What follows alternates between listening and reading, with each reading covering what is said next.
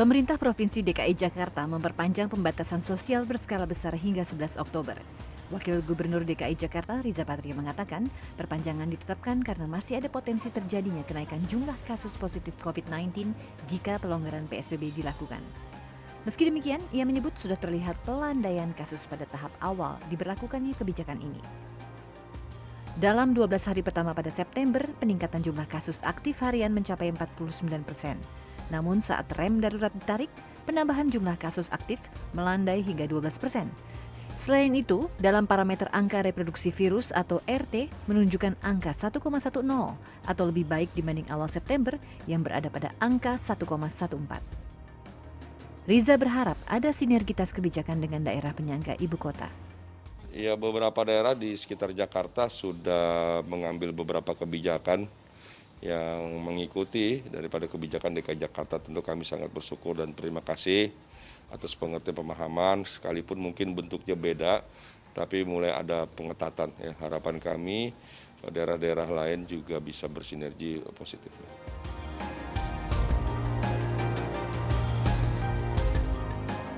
Di tingkat nasional, kasus COVID-19 tidak juga membaik. Padahal dalam minggu terakhir bulan September, rata-rata penambahan kasus positif lebih dari 4.000 orang. Hingga akhir September, jumlah korban meninggal dunia di Indonesia pun mencapai 10.740 jiwa. Pakar epidemiologi Griffith University Australia, Diki Budiman mengatakan banyaknya korban jiwa di sebuah negara menandakan lemahnya strategi pemerintah dalam menghadapi pandemi. Selain kurangnya pengetesan, besarnya jumlah penduduk dan penderita penyakit komorbid bisa menjadikan Indonesia sebagai epicentrum corona di dunia. Ini sudah 7 bulan kita tidak belajar dari kesalahan, tidak belajar juga dari keberhasilan negara lain yang sudah menerapkan strategi-strategi yang tepat itu dengan cepat dari awal. Nah, ini kalau dibiarkan, ingat Indonesia ini penduduknya banyak, yang berisiko atau punya komorbid juga banyak. Nah, artinya potensi kita menjadi serius, sampai menjadi epicenter pun ada. Gitu. Ini yang harus diwaspadai. Apalagi dengan tren baik angka, terutama saya melihatnya angka kematian. Di Indonesia, Jakarta masih menjadi provinsi dengan jumlah kasus tertinggi, disusul oleh Jawa Timur, Jawa Tengah, Jawa Barat, dan Sulawesi Selatan. Tim Liputan CNN Indonesia.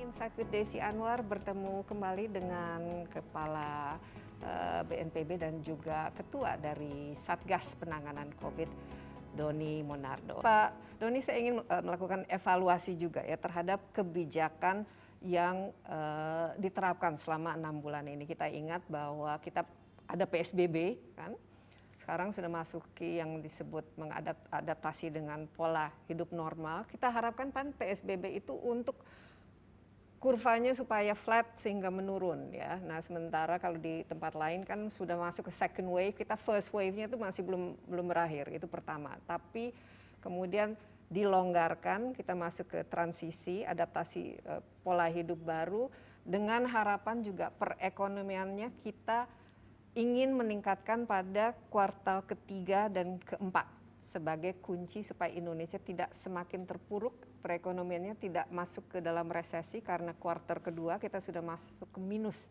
5,32%.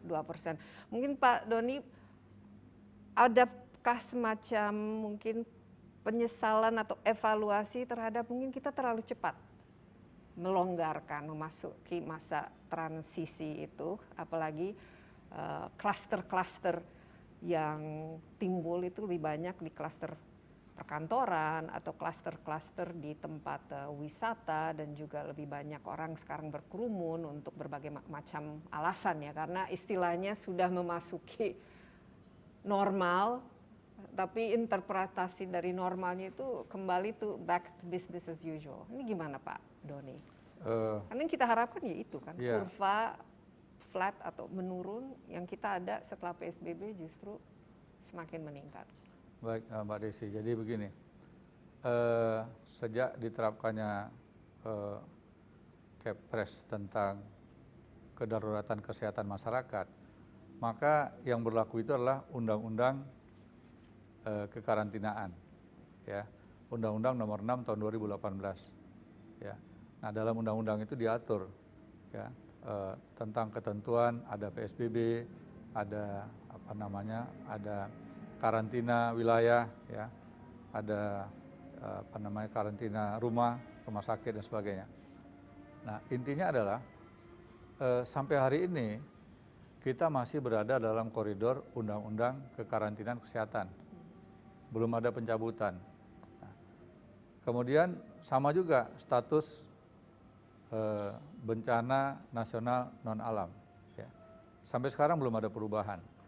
Jadi seluruh wilayah nasional kita, artinya setiap jengkal tanah yang ada di wilayah nasional kita, itu berlaku kedua undang-undang tadi. Nah, PSBB ini adalah salah satu bagian dari cara menghadapi pandemik di dalam Undang-Undang Kekarantinaan Kesehatan tadi. Ya. Nah, siogianya semua orang harus mematuhi ketentuan yang ada dalam menghadapi pandemi. Nah, kemudian tiap daerah itu ada perbedaan. Ya, saya melihat antara lain masalah kepemimpinan, kebersamaan, dan juga semangat dari seluruh komponen yang ada. Masalah COVID ini tidak akan pernah bisa diatasi oleh pemerintah sendiri. Dan juga tidak mungkin bisa diatasi oleh masyarakat sendiri. Dibutuhkan kerjasama, dibutuhkan kolaborasi. Saya, Anda, kita semua bisa saling mengancam kalau ada di antara kita yang positif COVID. Tetapi kita satu sama lainnya bisa saling melindungi kalau kita disiplin dan saling mengingatkan. Jadi seseorang itu disiplin, tidak cukup. Kalau dia tidak mampu mengajak orang di sekitarnya untuk disiplin, cepat atau lambat, dia pasti akan terpapar COVID. Kalau orang-orang di sekitar dia ada yang terpapar. Nah, menghadapi wabah COVID seperti ini, yang dibutuhkan adalah kesadaran kolektif. Kesediaan satu sama lainnya saling mengingatkan. Kalau tidak bisa dilakukan seperti itu, cepat atau lambat, COVID akan menghampiri kita. Jadi inilah yang menjadi persoalan yang paling sulit ketika disiplin, kepatuhan kepada protokol kesehatan masih rendah. Nah, disinilah juga kewajiban dari seluruh komponen, siapa saja, untuk melihat figur-figur apa atau figur siapa yang bisa menyampaikan pesan kepada masyarakat untuk patuh. Ya. Pak Doni, tapi kan kita ini sudah 7 bulan lah, itu masuki 7 bulan ya. Ini kan bukan sesuatu yang baru lagi. Sebagai ketua Satgas ini, apa kira-kira yang masih perlu diperbaiki ya antara kolaborasi kerjasama? Saya ingat Pak Doni kan ini kuncinya kan gotong royong, we're all in it gitu. Pemerintah, pusat, daerah, masyarakat, akademisi, ilmuwan, tentu juga semua komponen termasuk media. Bagaimana sejauh ini evaluasinya? Rasa gotong royong, we're in it together, kerjasama. Mbak Desi, Bapak Presiden Jokowi dalam suatu sidang kabinet menekankan tentang menggali kearifan lokal agar bisa dijadikan sebagai salah satu cara untuk mengurangi kasus COVID ini. Nah, termasuk juga peran dari wanita, ibu-ibu PKK, ya. Nah, saya melihatnya ada satu hal yang sangat penting kalau kita semuanya bisa menggerakkan tokoh-tokoh ibu, baik di tingkat pusat maupun sampai di tingkat RT RW. Kenapa? Sosok ibu itu adalah sosok yang sangat dipatuhi oleh kita semua. Kita adalah anak dari seorang ibu. Ya. Dan banyak daerah, ya, kalau sudah ada kata-kata dari seseorang, kalau kamu nggak patuh nanti kamu jadi anak durhaka. Nah, kalimat seperti ini mungkin perlu kita dengungkan bahwa mereka yang tidak patuh adalah durhaka. Kenapa? Secara tidak langsung, kalau dia pulang ke rumah, dia bisa menulari orang tuanya, terutama ibu. Kalau ibunya itu menderita komorbid, dan tentu sudah mungkin lansia, tentu akan fatal. Nah, kalau seperti saya katakan tadi, lantas tidak tertolong bisa meninggal, itu akan bisa menjadi seorang anak yang durhaka. Dan tiap daerah harus kita cari cara yang tepat supaya kepatuhan masyarakat ini bisa pulih, bisa cepat. Ada Inpres nomor 6 tahun 2020, sudah diterapkan di sebagian daerah, bahkan Jakarta juga DKI mendapatkan denda dari mereka yang melanggar. Tapi kan ternyata itu tidak cukup. Ya. Jadi momen ini saya menghimbau kepada seluruh masyarakat Indonesia untuk menyampaikan kepada para ibu untuk lebih rajin, lebih sering, ya, mengingatkan semuanya tentang patuh kepada protokol kesehatan, menggunakan masker, menjaga jarak, menghindari kerumunan, dan juga tentunya mencuci tangan. Ya. Kalau ini semakin sering disampaikan oleh figur seorang ibu, rasanya tidak ada anak yang berani menolak. Nah, inilah yang penting kita cermati. Tiap daerah mungkin punya figur-figur tertentu, tolong ini dimanfaatkan dengan berbagai macam kekuatan yang ada di daerah, melalui media massa, mungkin juga lewat pertemuan-pertemuan terbatas, ya, sehingga semua orang terpanggil hati dan jiwanya untuk menghargai pesan ini. Ini adalah pesan dari orang tua, pesan dari ibu kita, demikian. Daerah yang sekarang ini masih belum ada kasusnya atau sudah bisa mengendalikan sehingga 1 bulan terakhir tidak ada kasus positif, tidak ada angka kematian, dan yang sakit semuanya sembuh, itu bukan berarti lantas mereka bisa santai-santai. Ya. Jadi selama pandemi ini terjadi, berlangsung, belum ada satupun daerah yang betul-betul aman.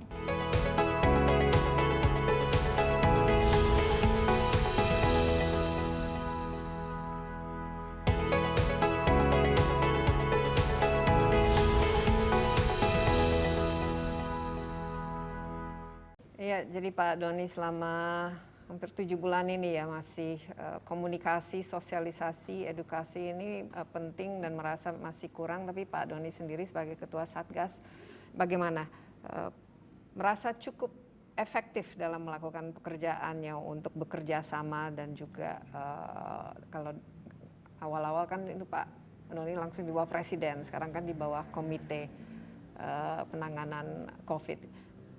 Apa kira-kira yang masih perlu diperbaiki, baik dari segi komunikasi, kolaborasi, kerjasama? Didengarkan nggak misalnya Satgas ya, sekarang COVID ini dalam kebijakan? Sekarang ini masalah koordinasi, komunikasi, saya rasakan saya agak berkurang bebannya. Berkurang. Jadi artinya yang selama ini semuanya lari kepada gugus tugas ya, sekarang sudah mulai terbagi lah ya.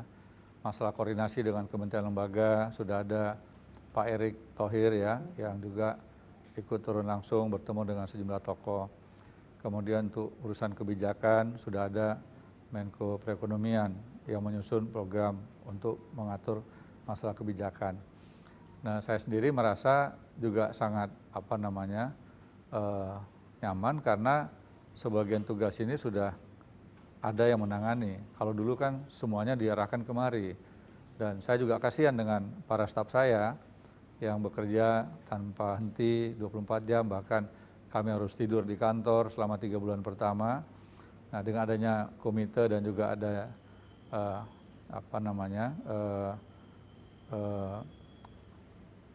tim pelaksana ya, tim pelaksana yang dipimpin oleh Pak Erick, ada pembagian tugas ya. Sehingga saya lebih fokus kepada hal-hal yang berhubungan dengan masalah yang terjadi di lapangan. Memang tidak sedikit persoalan di lapangan itu yang belum tuntas semuanya. Masih ada masyarakat yang mengambil alih jenazah, ya, masih ada yang keberatan dilakukan pemeriksaan sebagainya. Nah, semakin hari tim-tim ini sudah semakin terbiasa menghadapi persoalan-persoalan di lapangan berdasarkan pengalaman sebelumnya. Nah, di sini juga saya melihat seperti contoh ya di Jawa Timur, di Surabaya. Bonek salah satu organisasi yang membantu kami sekarang. Jadi awalnya banyak yang merasa pesimis tentang bagaimana penanganan di Jawa Timur, terutama di Surabaya, tetapi lewat organisasi-organisasi yang ada di tengah masyarakat, dikusertakan termasuk juga bantuan dari sejumlah tokoh di daerah, tokoh agama terutama, ini bisa meningkatkan kesadaran masyarakat. Tapi kan tidak mungkin kami turun tangan ke seluruh provinsi, jumlah kami juga akan terbatas. Jadi pengalaman ini kita harapkan bisa diikuti oleh seluruh daerah. Daerah yang sekarang ini masih belum ada kasusnya atau sudah bisa mengendalikan sehingga 1 bulan terakhir tidak ada kasus positif, tidak ada angka kematian dan yang sakit semuanya sembuh, itu bukan berarti lantas mereka bisa santai-santai. Ya. Jadi selama pandemi ini terjadi, berlangsung, belum ada satupun daerah yang betul-betul aman. Kalau mereka tidak hati-hati, mereka tidak waspada dan mengabaikan aturan tadi, ya suatu ketika pasti akan kena. Ya, jadi kolaborasi, koordinasi hal yang sangat penting sekali. Ya. Kemudian harus ada sebuah kekuatan untuk selalu berkoordinasi. Ya. Tapi sekarang merasa lebih efektif atau tidak Pak dengan adanya komite ini? Iya, pembagian tugas kan sudah. Dari hasilnya itu sendiri, karena kita justru kan hasilnya yang kelihatan adalah angka yang meningkat. Gitu. Pembagian tugas kan sudah jelas, ya. Jadi saya khusus penanganan masalah kesehatan. Nah, di sini pun saya bekerja sama dengan banyak teman-teman sekarang, ya dari media ada yang langsung terjun bersama kami sekarang. Kemudian ada tim yang sebelumnya sudah bekerja dari awal, yaitu tim data dan tim pakar yang jumlahnya juga cukup besar ya. Kemudian ditambah dengan organisasi baru, yaitu tim perubahan perilaku atau bidang perubahan perilaku. Di mana dalam bidang ini ada 3 subbidang. Yang pertama adalah subbidang edukasi yang dipimpin oleh Pak Hari dari Kementerian Pendidikan dan Kebudayaan, yang sasarannya adalah kalangan muda. Kenapa kalangan muda? Ternyata kelompok OTG ini 54% adalah pelajar dan mahasiswa. Padahal mereka sebagian besar belum mengikuti kegiatan tatap muka, belajar tatap muka. Tapi ternyata mereka sudah kena COVID. Ya. Nah, jadi kita harapkan tim ini, tim untuk program edukasi bisa menyasar seluruh pelajar seluruh Indonesia. Ya, mungkin mereka kalangan muda, kalau mereka terpapar COVID, mereka tidak terlalu berbahaya. Iya. Mereka bisa menularkan kepada orang tuanya. Mereka bisa pulih, mereka bisa, sekarang udah banyak yang paham, makanya durasi kesembuhan sekarang sangat cepat. 4, 8 hari, 12 hari, 14 hari udah sembuh. Dulu kan lama sekali. Ya. Nah, kemudian yang berbahaya yang tadi Mbak Desi sampaikan, menulari kelompok rentan, ya, lansia dan penderita komorbid. Nah, kemudian subbidang yang kedua adalah subbidang sosialisasi. Nah, kita memanfaatkan jaringan BKKBN. Kita pernah sukses dalam penanganan KB pada masa lalu dan manajemennya kita manfaatkan sekarang ini. Ada 1,2 juta penyuluh. Ya, mulai tanggal 1 September yang lalu ini sudah mulai bergerak. Ya, termasuk kerjasama tadi dengan BPS untuk mendata sejauh mana tingkat kepatuhan masyarakat terhadap protokol kesehatan. Kemudian bidang yang ketiga itu atau subbidang yang ketiga adalah mitigasi. Nah, di sini gabungan kolaborasi dari pakar di bidang psikologi ya, sosiologi, antropologi bersatu. Nah, ke depan daerah-daerah mana yang masih sulit untuk menerima konsep tentang kepatuhan, tim akan menyasar daerah-daerah itu. Ya. Sehingga diharapkan akan ada perubahan. Kemudian ada bidang penanganan kesehatan yang dipimpin oleh Profesor Dr. Akmal Taher, yang mana tim ini gabungan dengan Kementerian Kesehatan. Sasarannya adalah yang tadi Mbak Desi sampaikan, meningkatkan testing dan pemerataannya, karena sekarang ini kan testing mayoritas di Jakarta. Ya. Nah, sementara walaupun sudah banyak yang setiap hari ya sudah di atas 30.000, tapi belum merata. Nah ini tim ini nanti akan bertanggung jawab untuk bersama dengan Kementerian Kesehatan. Bapak Presiden sudah menugaskan Menteri Kesehatan untuk menata agar pemerataan itu bisa terjadi di seluruh wilayah. Kemudian tracing, ya. Nah tracing di sini juga masih belum optimal, ya. Nah tim ini nanti akan bekerja sama dengan Puskesmas, termasuk juga dengan beberapa lembaga kesehatan dari luar, dari dunia, yang akan membackup program tracing, ya, termasuk menyiapkan 5 orang untuk setiap puskesmas dalam program tracing dan juga meningkatkan testing.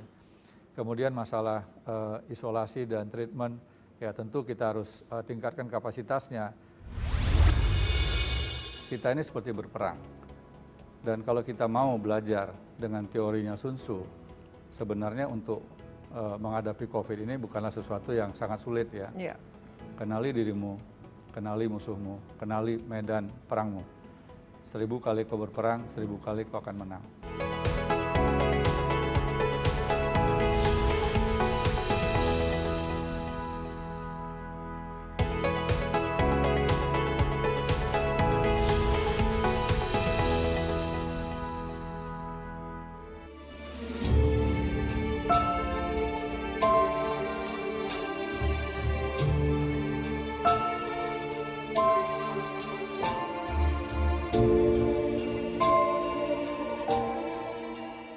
Dalam rilis yang dikeluarkan Ikatan Dokter Indonesia hingga 29 September atau selama 6 bulan pandemi COVID-19 di seluruh Indonesia, jumlah dokter yang gugur mencapai 127 orang, yang meliputi 66 dokter umum dan 59 dokter spesialis, yang 4 diantaranya guru besar, serta 2 orang dokter residen.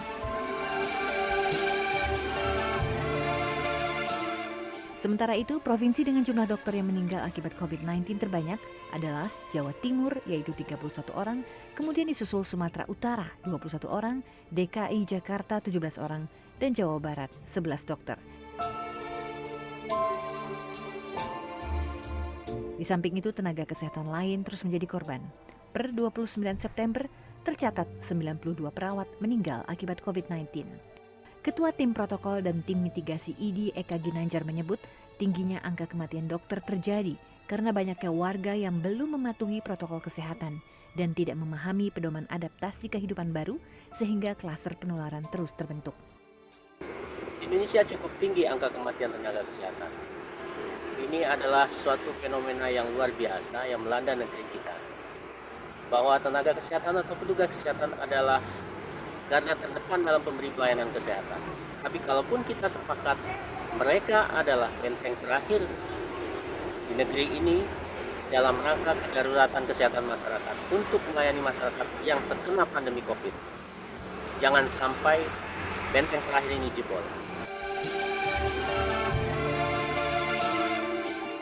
Menurut Ketua Umum Persatuan Perawat Nasional Indonesia Harif Fadilah, perlindungan terhadap tenaga kesehatan merupakan tanggung jawab semua pihak, mulai dari pemerintah, pengelola layanan kesehatan, hingga masyarakat.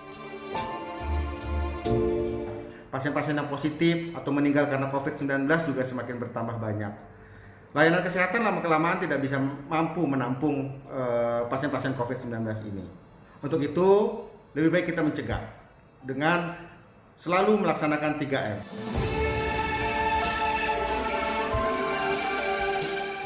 Menyikapi hal tersebut, baik ID maupun PPNI meminta masyarakat selalu mematuhi protokol kesehatan, seperti mencuci tangan dengan sabun, memakai masker, dan menjaga jarak. Tim Liputan CNN Indonesia.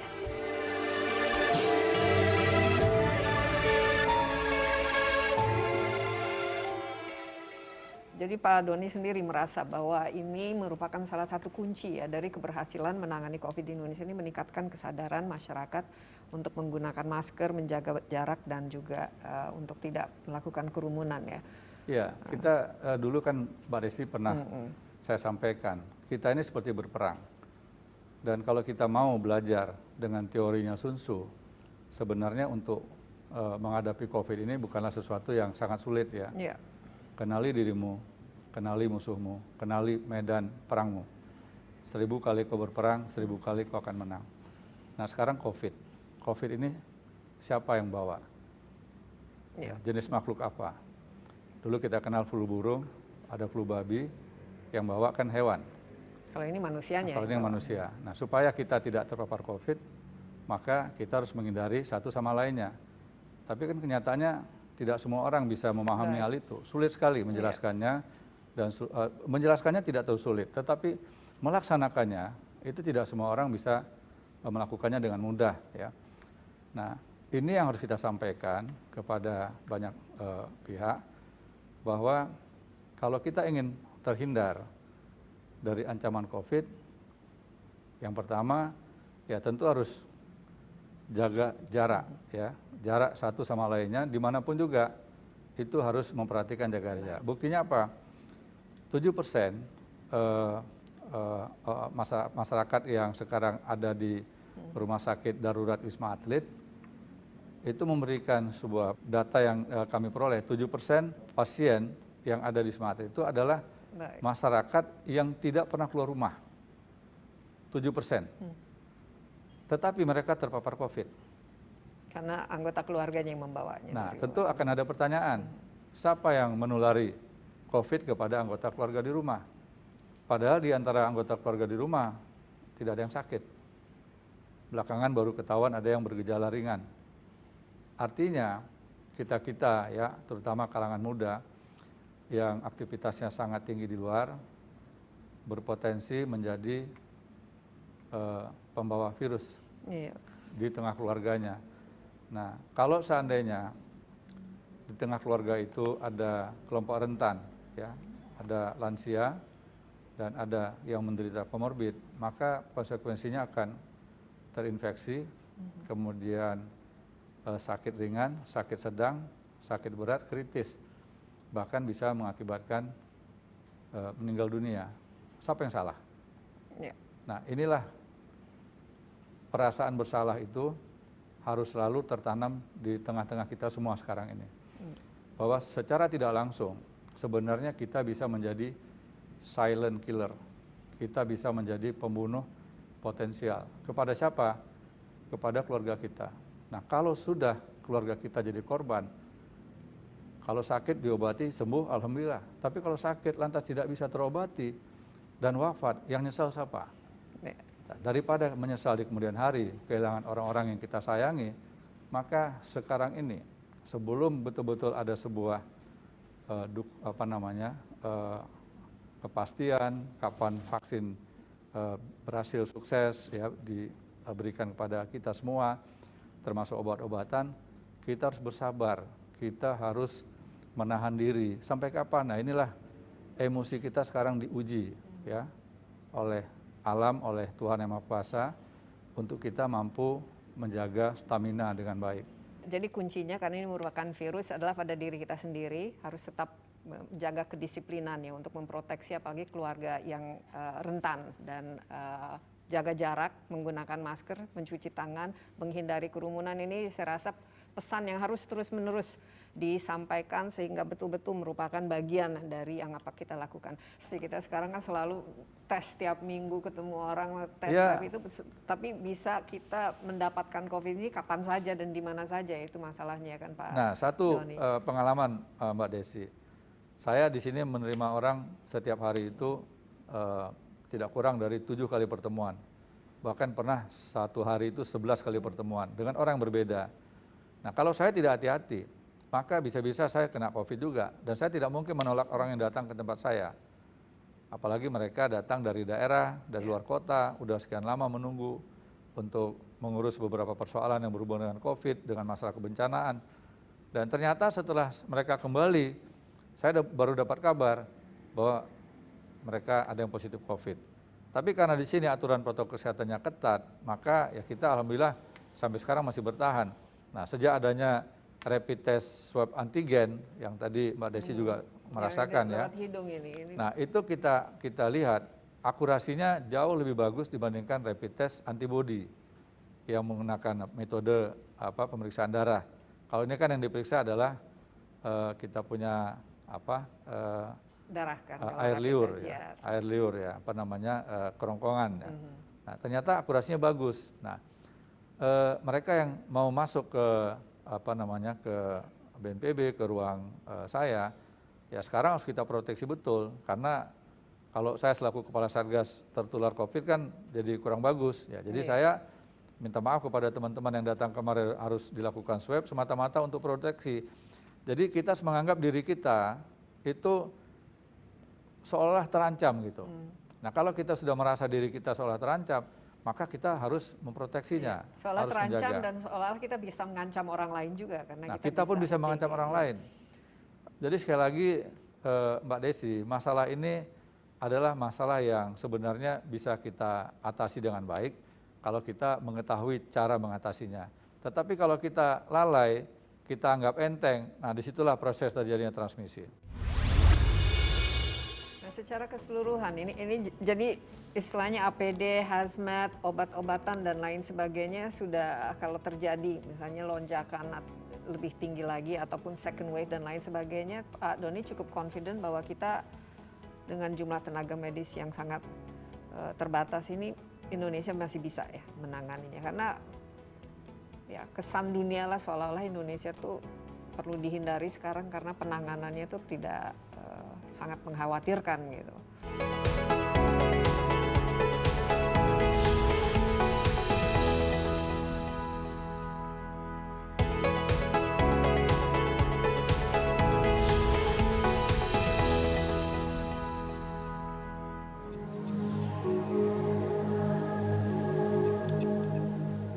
Kasus positif COVID-19 di tanah air semakin bertambah dan bantuan dari tenaga medis sangat dibutuhkan demi kesembuhan pasien. Namun, agar tidak kelelahan dalam menangani pasien, Ikatan Dokter Indonesia atau IDI meminta pemerintah mengevaluasi aturan jam kerja tenaga medis di tengah pandemi.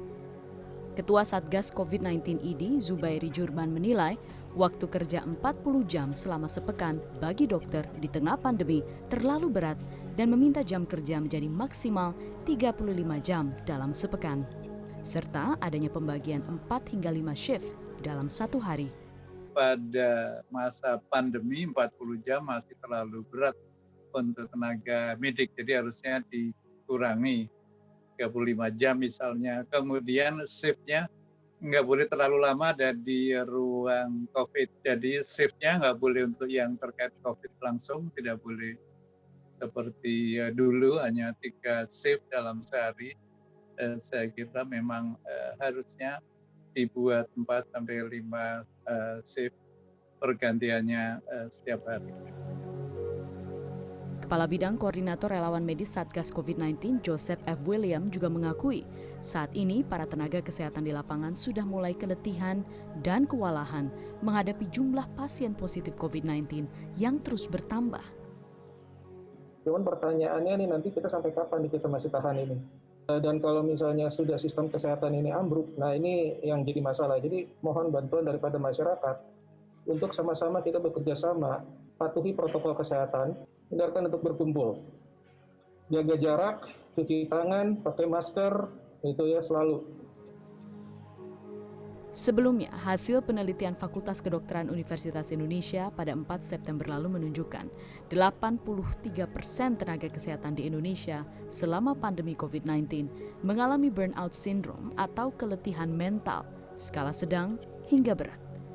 Menurut WHO, burnout syndrome adalah stres kronis yang disebabkan tekanan pekerjaan dan ditandai dengan kelelahan fisik dan emosional.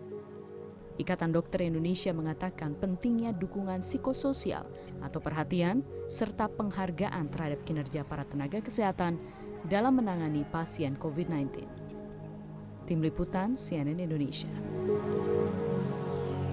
Ya, Pak Doni, sekali lagi kan sudah masuk ke bulan ke-7, kita lihat mungkin angkanya terus meningkat, kita masih belum bisa mengurangi banyak faktor tadi, sosialisasi, komunikasi, tapi juga mungkin kebijakan yang ternyata tidak mendukung untuk meredam ya angka COVID itu sendiri. Ini bagaimana? Bisa berikan sedikit apa yang sudah ada kemajuan dalam 7 bulan ini, dalam kemampuan, kapasitas kita untuk menangani COVID? Ya. Mbak Desi, yang pertama adalah kemajuannya ya. Angka kesembuhan kita itu mengalami peningkatan yang sangat pesat ya. yang semula angka kesembuhan kita cuma 3% pada awal-awalnya, kemudian bertahap meningkat terus ya, sampai sekarang berada di posisi yang cukup bagus, ya pernah mencapai 72%. Ya walaupun beberapa hari terakhir agak turun lagi ke angka 71,4%. Ya, artinya semakin banyak pasien yang sembuh dan semakin banyak dokter yang mampu menangani pasien dengan lebih baik sehingga angka kesembuhannya tinggi. Kemudian kasus tinggi, oke. Memang ada satu hal yang kita lihat, angka meninggal, ya, angka kematian itu relatif masih di atas rata-rata global, ya. Kita masih berada di sekitar 4,1, 4,2, sementara global sekitar 3,4. Padahal ketika awal terjadi angka kematian kita itu berada pada posisi 9, sekian. Karena jumlahnya kan waktu itu juga masih lebih relatif kecil dibanding Betul, sekarang, ya. sehingga persentasenya lebih tinggi lah. Tetapi kalau kita lihat persentase yang wafat pun antara pada periode pertama itu saya ikuti perkembangan ya sebelum Lebaran Idul Fitri itu rata-rata masih di bawah 40. Kemudian setelah Lebaran Idul Fitri itu meningkat di atas 40. Nah kemudian setelah liburan panjang kemarin ada peningkatan lagi, rata-rata sudah di atas 70, 80, bahkan beberapa kali pernah di atas 100 gitu. Nah ini yang harus kita perhatikan bahwa 85% mereka yang wafat ini adalah penderita komorbid. Bahkan di Jawa Timur sesuai dengan penjelasan dari Ibu Gubernur Jawa Timur, Bu Khofifah, 92% angka kematian di Jawa Timur itu adalah karena komorbid. Dan kami lihat datanya komorbid yang tertinggi adalah diabetes. Iya. Nah Ya. ini yang membuat Indonesia tuh unik ya. Banyak sekali penderita diabetesnya kan juga di Jadi tiap daerah Indonesia. beda-beda. Kalau yang di Kalimantan Selatan dengan Sulawesi Selatan, angka yang pernah saya perhatikan itu adalah hipertensi. Nah, jadi tiap daerah itu perlu melakukan pendataan sehingga bisa mendapatkan suatu kesimpulan. Ya, sehingga ketika kita semua sudah tahu mereka yang punya risiko tinggi, ini harus kita lindungi. Caranya bagaimana? Nah, setiap rumah sakit dan juga dokter yang merawat masyarakat harus memberikan informasi. Anda adalah penderita komorbid dengan risiko yang cukup tinggi sehingga mereka bisa melakukan proteksi terhadap diri sendiri.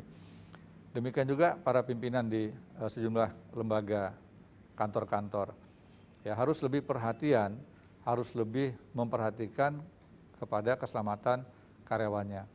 Tanyakan setiap karyawan, kalau ada di antara mereka yang punya risiko tinggi, ya sudah paksakan tidak usah ke kantor. Dengan cara begitu, maka pimpinan telah mampu melindungi masyarakat, bisa melindungi karyawannya. Karyawan ini kan aset.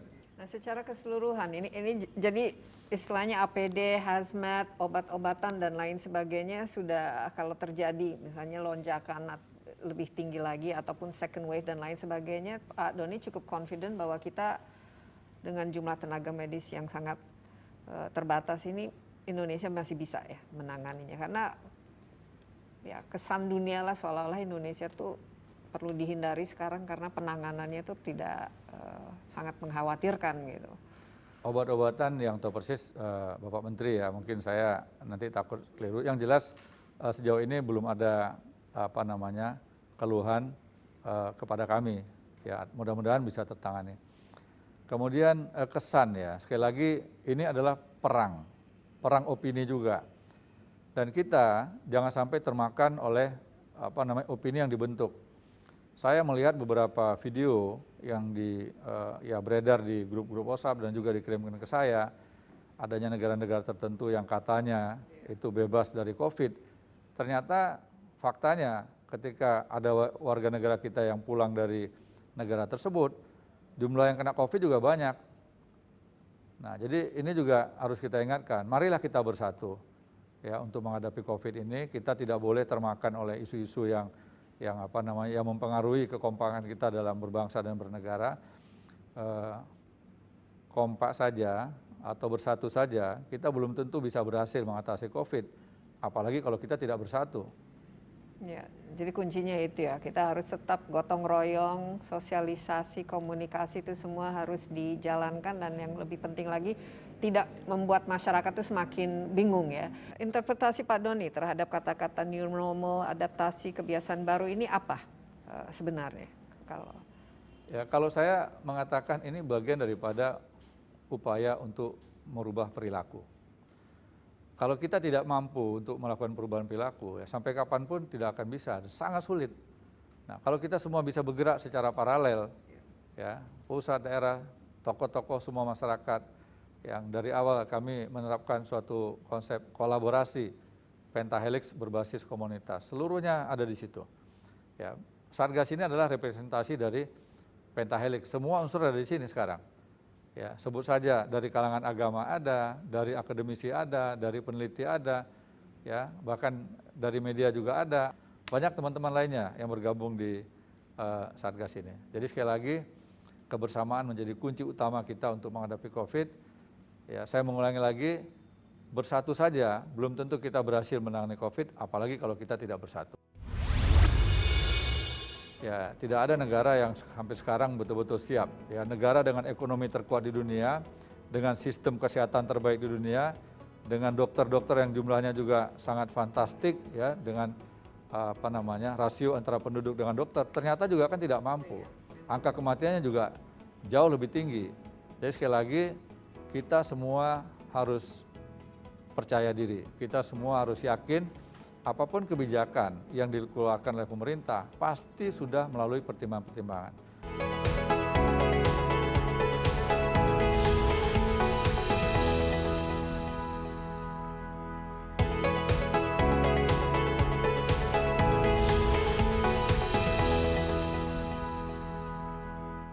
Jadi Pak Doni sendiri merasa bahwa biasa ya cobaan yang kita hadapi ya, kita berharap sebenarnya nih setelah 3 bulan atau 4 bulan itu COVID berlalu, tapi ternyata semakin parah, mungkin ke depan dan juga pelajaran yang perlu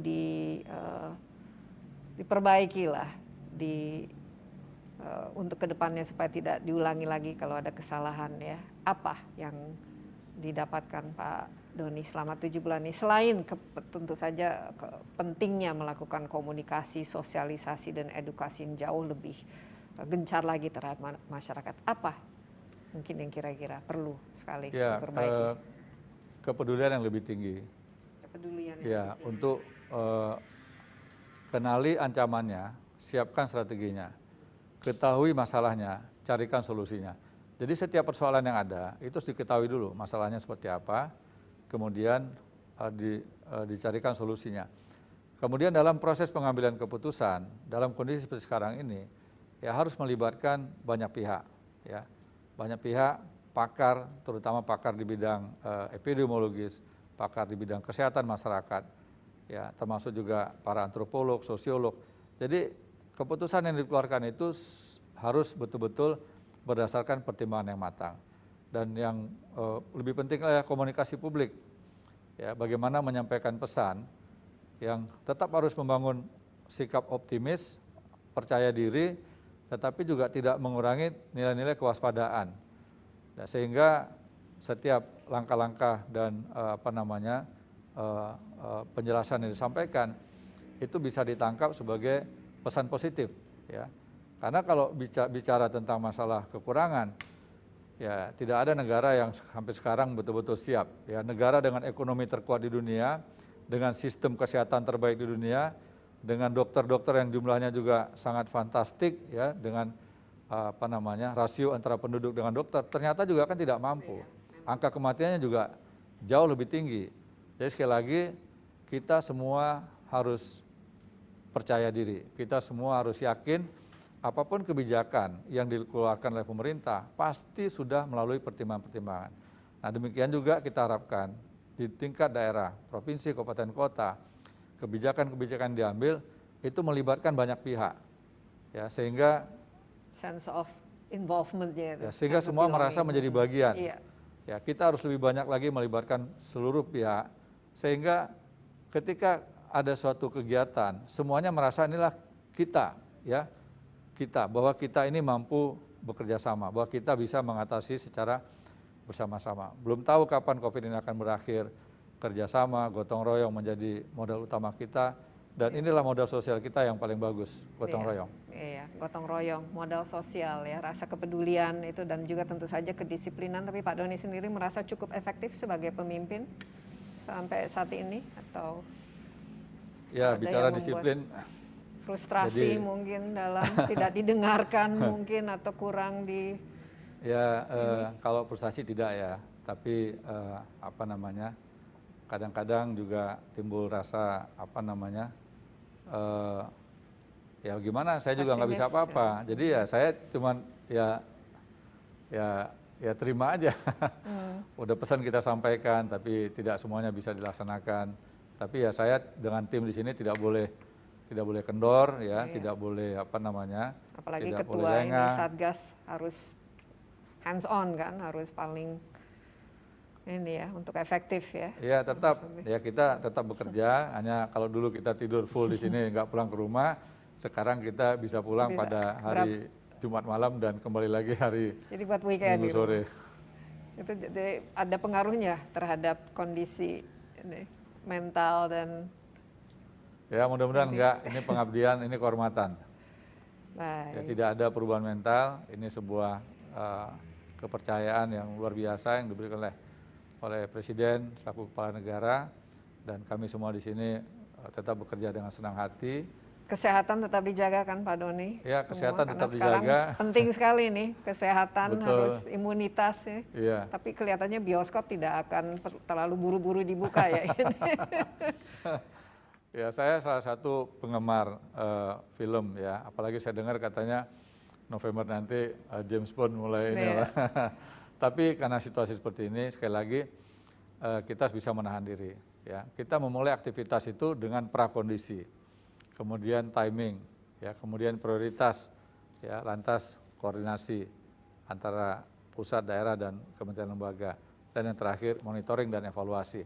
Ketika ada kegiatan yang diambil, lantas ternyata tidak efektif atau menimbulkan masalah, maka tidak perlu ragu-ragu untuk melakukan evaluasi. Iya, Pak Doni, karena ini kita kan harus ya lakukan sosialisasi supaya masyarakat juga lebih disiplin. Silakan pesan langsung kepada masyarakat supaya kita ini menjadi tanggung jawab setiap orang di Indonesia ini untuk supaya angka COVID ini tidak naik terus.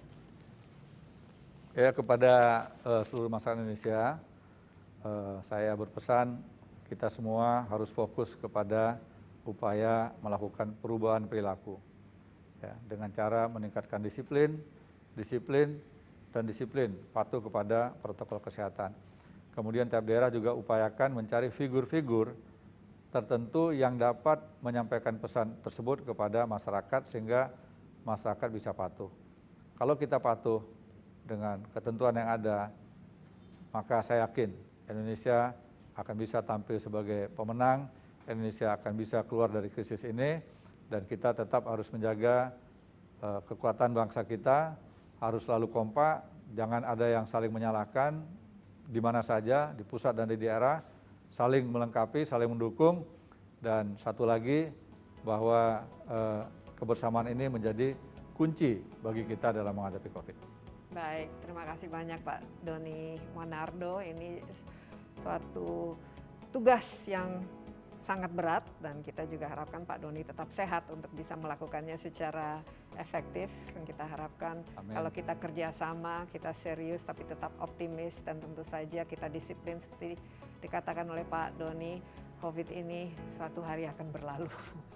Ya, sekali lagi Pak Doni, Ketua Satgas Penanganan COVID, terima kasih banyak atas insight-nya, dan demikian Insight with Desi Anwar kali ini, dan acara ini juga dapat Anda saksikan di cnnindonesia.com dan juga di YouTube ya, with Insight with Desi Anwar. Dan jangan lupa stay safe ya, pakai masker terus, jaga jarak, sering cuci tangan, hindari kerumunan ya.